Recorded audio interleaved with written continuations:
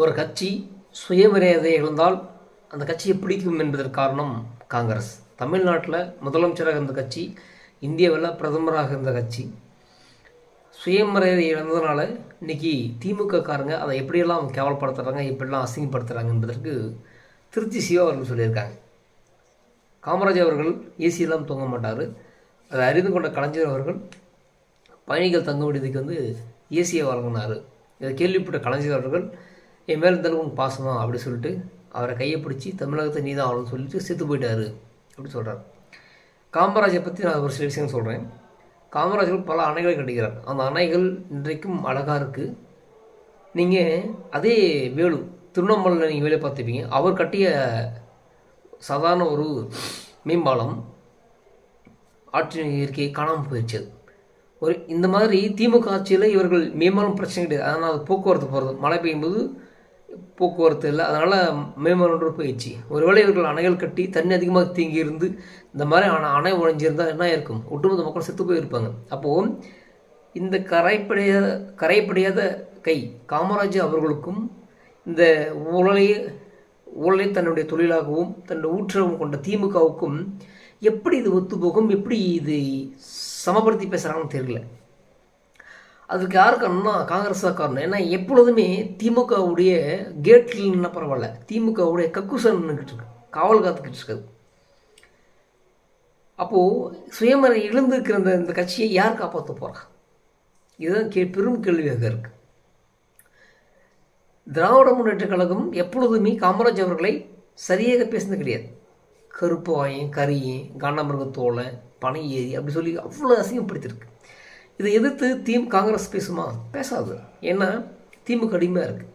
நாடார் சங்கங்கள் பேசுமா? ஏன்னா பொதுவாகவே பார்த்தோன்னு வச்சுங்களேன், ஒரு நேர்மையான தலைவன் காமராஜ் அவர்கள், அவரை பற்றி பொதுமக்கள் பேசுவாங்களா, இல்லை அந்த கட்சியை பேசும்போது பொதுமக்கள் பேச மாட்டாங்க.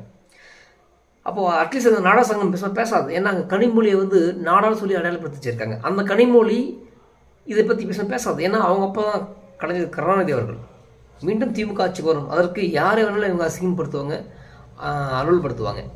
எப்பயுமே திமுக 2 விஷயத்தை கையில் எடுக்கும். ஒன்று சாதிய முதல்வருக்கு, மத முதல்வருக்கு சொல்லி ஆட்சிக்கு வரும்.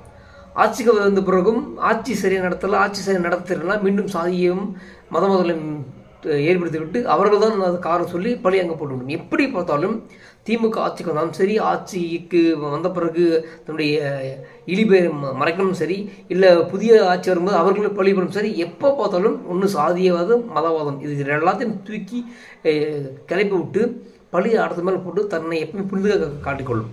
இன்றைக்கு காமராஜ் அவர்களை திருச்சி சிவா இந்த அளவுக்கு அசிங்கப்படுத்திக்கிறார்.